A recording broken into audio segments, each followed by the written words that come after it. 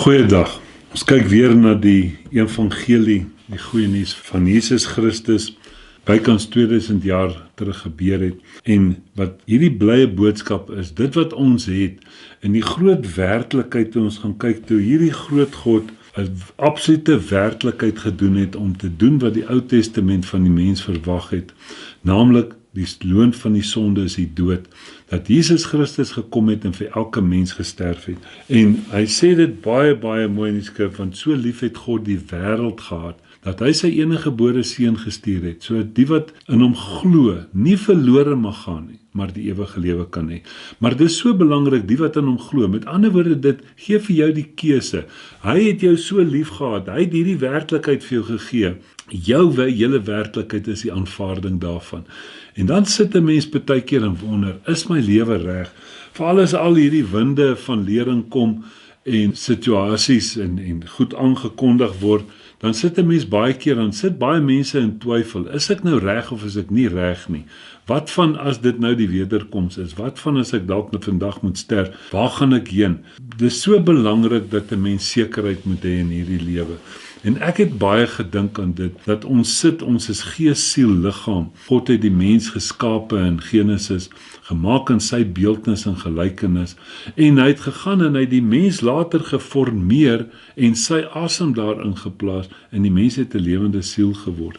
So dis baie belangrik, dat ons gaan kyk, dat 'n mens seker wees, want as ons eendag die aarde verlaat het, is daar nie meer geleentheid om keuses uit te oefen nie. So al die keuses wat ons het, moet ons hierdie kant uitoefen, en belangrik is dit, keuse kan 'n mens net maak op grond van kennis. As jy nie kennis het nie, kan jy die regte keuses maak nie. Nou, vir my het ek gaan kyk, ek dink baie keer in prentjies, en dan maak dit baie keer duideliker vir my. Ek gaan dink aan 'n voorbeeld, en ek dink toe daaraan, dat dit soos 'n legkaart moet wees, 'n puzzle, wat jy vat en hy het mos punte, en hy moet kan inpas. En ek sit en dink daaraan, hierdie punte waar hy moet inpas, want ons is nou gees, siel en liggaam, is alles nou in plek? Want as die puzzle nie inpas nie, dan is die legkaart nie voltooi nie, dan is ek dalk nie deel van die prentjie nie. Ek het nie lekker by 'n punt uitgekom wat ek dit kan maak nie, want 'n goeie natuurlike voorbeeld is nog steeds 'n baie slegte geestelike voorbeeld. En ek dink toe later aan die situasie van hierdie bal.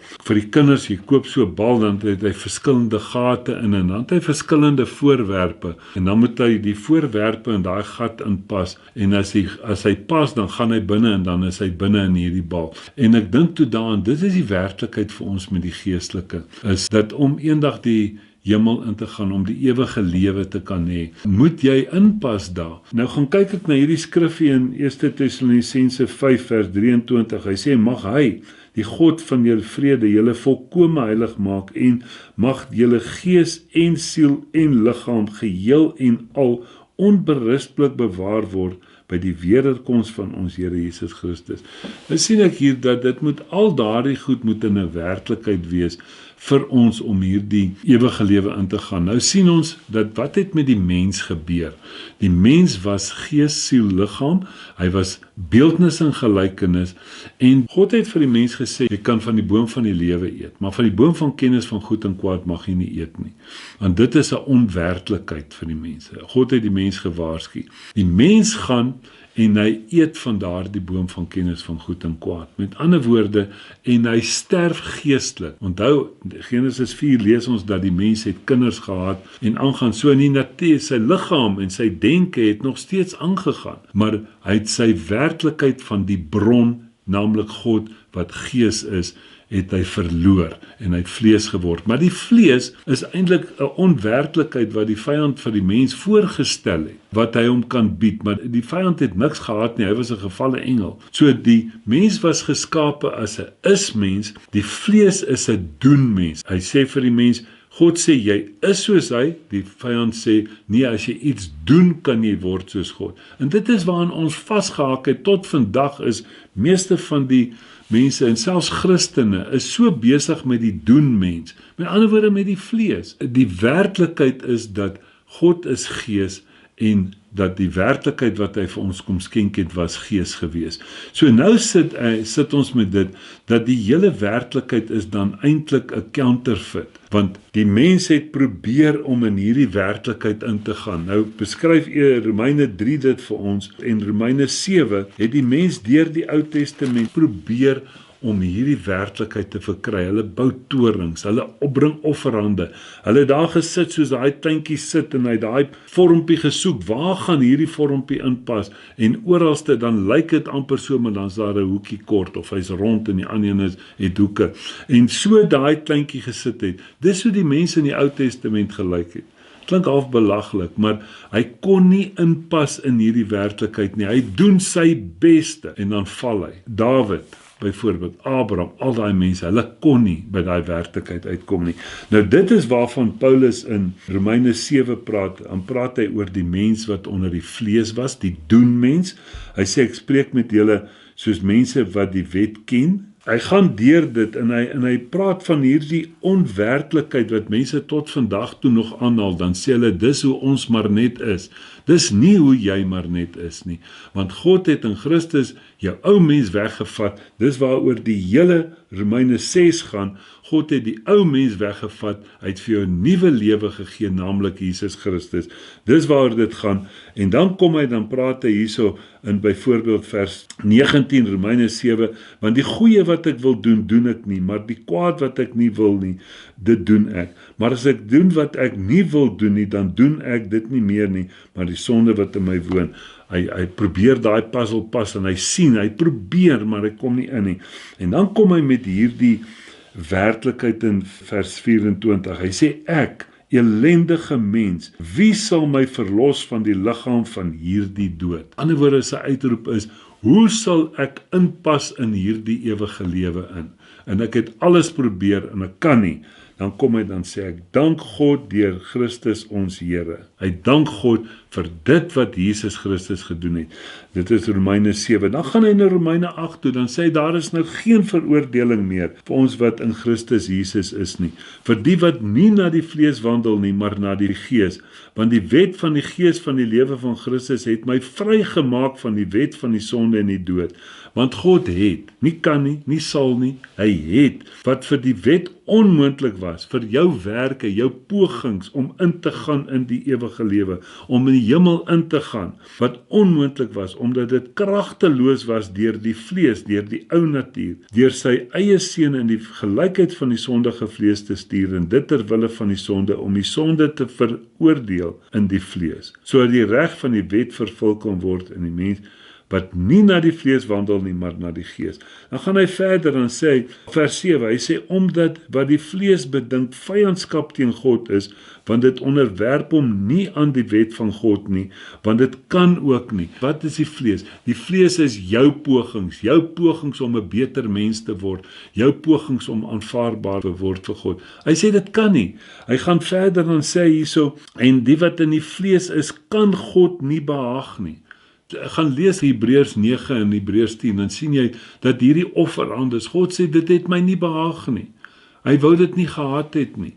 En dan sien jy daai werklikheid. Hy sê, maar julle is egter nie in die vlees nie, maar in die gees, as naamlik die gees van God in julle woon. Maar as iemand die gees van Christus nie het nie, die behoort nie aan hom nie. Antwoord, as jy nie die gees het nie, dan kan jy nie ingaan in daai werklikheid nie. Mense, dis baie belangrik. So God het gekom en hy het ons hierdie werklikheid gegee. So lief het God die wêreld gehad dat jy nou die ewige lewe kan hê. Maar hoe gaan jy daai ewige lewe in? God het vir ons 'n paar geskenke kom gee aan die kruis in Christus Jesus. Nou kom ons gaan kyk na die heel eerste geskenkie wat hy vir ons gegee het. Ek gaan net vry aanhaal. Gaan lees dit gerus. Hy sê 2 Korintiërs 5 vers 15, as een vir almal gesterf het, dan het almal gesterf, en hy het vir almal gesterf, sodat die wat leef nie meer vir hulle self leef nie, maar vir die een wat vir hulle gesterf het en opgewek is. So wat is die heel eerste geskenk wat God vir ons gegee het? Wat is die grootste guns wat God vir ons gedoen het? En dit is om te sterf. Dat jou ou mens afgesterf het. Met ander woorde, dit is daai vakante pos. Met ander woorde, toe die mens geestelik sterf, toe word hy vlees, maar die vlees was 'n leuen. En dis hoekom die sielsdimensie die werk moes doen. So hy was eintlik hierdie vlees, siel en liggaam, maar die vlees was alleen gewees. So die vlees moes toe die job doen, wat die gees eintlik moes doen, maar hy was nie heeltemal gemaak daarvoor nie. En dis hoekom die mense so was. Maar God kom in Christus en hy maak daai vleesnatuur dood. Hy bring 'n einde aan die vleesnatuur, dit wat die duiwel vir die mens voorgehou het. Met ander woorde, Galasiërs 2 vers 20 sê, ek is saam met Christus gekruisig, ek leef nie meer nie, maar die lewe wat ek nou leef, leef ek in die geloof van die Seun van God, wat my lief gehad het. Mense, dis uiters belangrik, kom ons kyk net, ek wil nie hieroor praat nie, maar dis belangrik om te sien, wat is die eerste geskenk wat God vir ons gegee het? Romeine 6, kom ons kyk net daarna, hy sê, want ons is dus saam met hom begrawe deur die doop in die dood, sodat net soos Christus uit die dode opgewek het, deur die heerlikheid van die Vader, ons ook so in 'n nuwe lewe kan wandel. Dis die tweede geskenk, daai nuwe lewe. Maar kom ons kyk net gou na die eerste geskenk. Want as ons met hom saamgegroei het deur die gelykvormigheid aan sy dood, sal ons dit tog ook wees aan sy opstanding. Hy sê telke male, baie mense het al raak gesien dat Christus het vir my gesterf. Vra vir mense, dan sê hulle, Christus het vir my gesterf. Maar hy het nie net vir jou gesterf en jou daar gelos nie. Daar was nog 'n werklikheid saam met dit, en dit is die opstanding. En wat het hy gedoen met die opstanding? Hy het nie jou ou lewe vir jou gegee nie, sodat hy jou nou in staat gestel het om beter mens te word, of beter te kan lewe nie. Nee, dis nie wat hy gedoen het nie. Hy het vir jou 'n nuwe lewe gegee, naamlik sy lewe. Kyk hierso, hy sê, soos wat ons gelykvormig geword het aan sy sterwe, is ons gelykvormig aan sy opstanding. 1 Johannes 4 vers 17 sê, as he is, so are we in this world. Nie eendag in die ewige lewe nie. Hy sê, aangesien ons dit weet dat ons die ou mens saamgekruisig is, sodat die liggaam van die sonde tot niet gemaak sou word en ons nie meer die sonde sou dien nie. Daai sondige mens is afgesterf, want onthou, die sondige mens, dis die ou mens wat gesterf het, wat kom van die sondeval. Nou as Christus dit nie reg gemaak het nie, ek meen, dan is ons maar nog steeds in ons sonde, en dit is wat 1 Korintiërs 15 vir ons sê, so van vers 19 tot 21, ek wil nie daar gaan nie. Hy sê, as Christus nie opgestaan het nie, dan is ons nog steeds in ons sonde, maar hy het opgestaan, en ons is nie meer in ons sonde nie, want hy wat gesterf het, is geregverdig van sonde. Vers 8, as ons dan saam met Christus gesterf het, glo ons dat ons ook saam met hom sal lewe. Mense, so die eerste en die tweede geskenk loop hand aan hand in die kruis, dat Christus het vir ons gesterwe, ons was binne in hom. Die Engels praat, he died as us. Hy het as ons gesterf, want hy moes nie sterf nie. Mense, dis fantasties as ek dink, as ek moes sterf en betaal vir my sonde, dan was ek woeps weg. Maar God het ons in Christus gesit. Aan hom, sê Johannes 10, is die mag gegee om deur die dood te gaan. Hy gaan deur die dood, wetlike transaksie is afgehandel, en ek staan op, as die tweede geskenk wat God vir ons gegee het, is 'n nuwe lewe. Dit het ons daar gelees. Hoor wat sê 2 Korintiërs 5 wat ek mee begin het, vers 15, as een van almal gesterf het, dan het almal gesterf. Vers 16 sê, daarom sien ons niemand meer na die vlees nie. Hy sê, al het ons Christus na die vlees gesien, sien ons hom tog nie meer so nie. Vers 17, daarom 'n uitroep. As iemand in Christus is hy 'n splinter nuwe skepsel. Die ou dinge het verbygegaan. Kyk, alles het nuut geword. Nie net dit wat jy dink is nuut, of wat jy probeer verander, of dit wat sigbaar in jou lewe is nie. Kyk, alles het nuut geword. En dis die nuwe lewe wat jy het. Nou moet jy gaan, en die vorige lering het ons daaroor gepraat, dat jy moet jou denke begin vernuwe na die nuwe mens wat jy is. Hoe word jou denke vernuwe? Geloof kom deur die gehoor deur die woord van God. Mense, dis absoluut so belangrik, dat God het vir ons die nuwe lewe gegee, en dit is gees. Die voorwerpie lyk soos die gaatjie, hy kan daar ingaan, in daardie bal waarvan ek in die begin gepraat het. Hy pas presies, hy's gemaak daarvoor. Nou kom Jesus self in Johannes 6 vers 63, dan sê hy, die woorde wat ek tot julle spreek is gees en is lewe. Die vlees tel vir niks. Jy sien, want die vlees match nie daai gat nie. Daai voorwerp match nie en hy kan nie daardie lewe ingaan nie. Hy sê vlees en bloed kan nie die koninkryk van God ingaan nie. Mense, so as jy nog probeer 'n beter mens word, nog probeer aanvaarbaar, jou pogings voor God probeer lê, sal jy nie ingaan in daai werklikheid nie. Dis die aflegging van die ou mens, die aanvaarding van Jesus Christus as my lewe. Efesiërs 1:13 sê, toe julle die woord van die waarheid, die evangelie van jou redding gehoor het en dit geglo, die evangelie van jou redding, dat jy nou gered is. Jy kan nie van redding praat as iemand nog nie gered is nie. Jesus Christus is die redder, want hy het gered. Hy is die verlosser, want hy het verlos. Jy kan nog nie 'n redder wees as jy niemand gered het nie. Mense, is so belangrik dat ons gaan kyk. Hy sê in Johannes 4:24, God is gees en die wat hom aanbid moet hom in gees en in waarheid aanbid. So God het vir ons die regte werklikheid gegee wat die ewige lewe kan ingaan. Nou wil ek net vir julle so sê, dis baie belangrik dat ons gaan kyk, wat het hy gedoen? In 1 Korintiërs 2 vers 12 tot 14 praat hy hiervan. Ek wil dit net vinnig vry vertaal. Hy sê, ek weet nie wat in die gedagtes van 'n ander mens aangaan nie. Hy sê, so weet niemand ook wat in God se gedagtes aangaan nie. Dis in die ou bedeling. Daarom moes God vir ons sy gees gee. Hy moes vir ons sy gedagte gegee het. Dis hoekom 1 Korintiërs 1 vers 30 begin en sê, dis alles uit God wat ons in Christus gesit het, wat vir ons geword het, ons wysheid.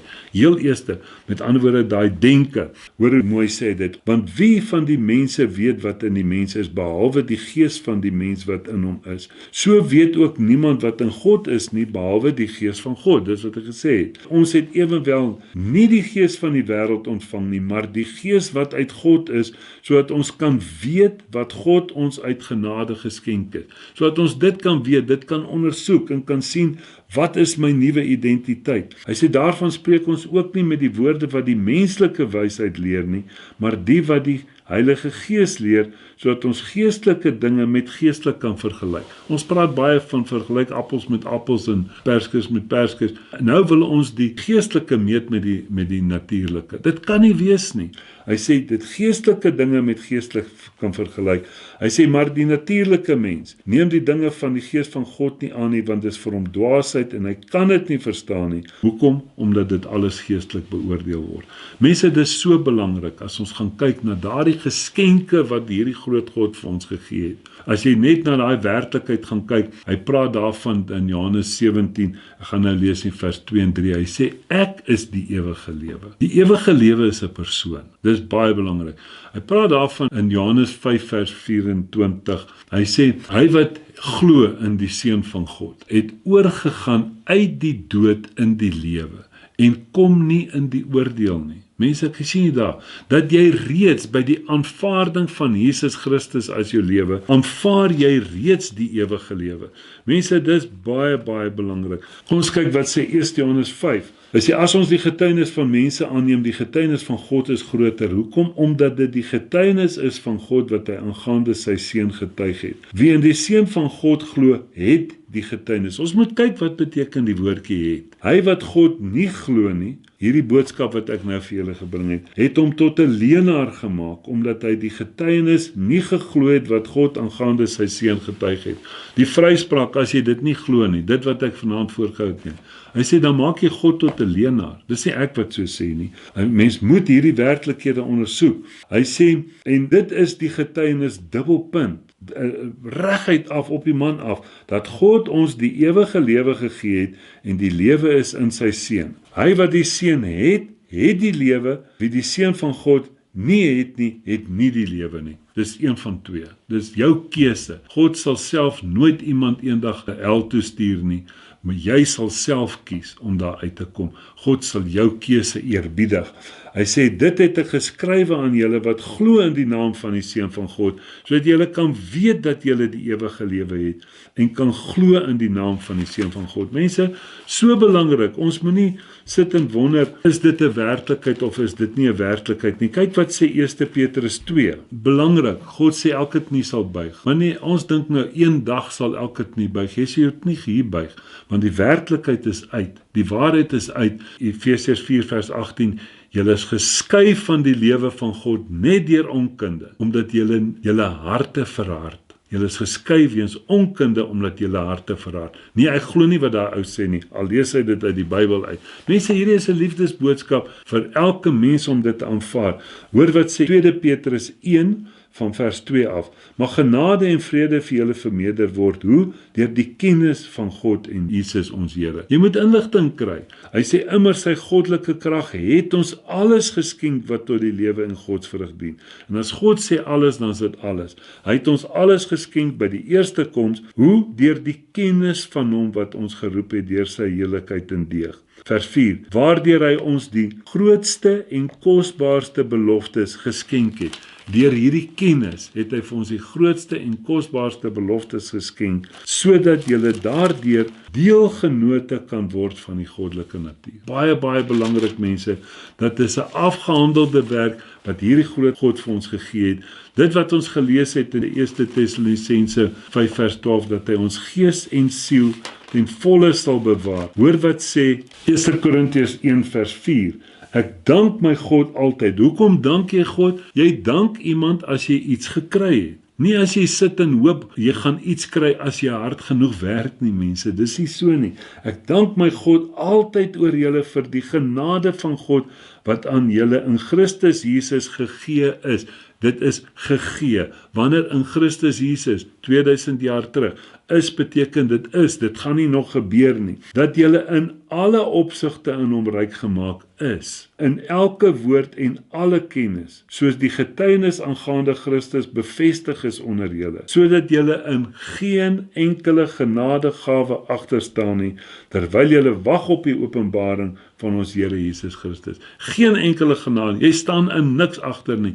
Dis 'n volheid. Ons het nou gesien dat God het ons alles geskenk. Mense, so fantasties dat ons absoluut besef dat God het in Christus ons aanvaarbaar gemaak. Ons pas nou om in te gaan in hierdie ewige lewe net deur die aanvaarding van hom nadat ons die woord van die waarheid, die evangelie van jou redding gehoor het en dit geglo het.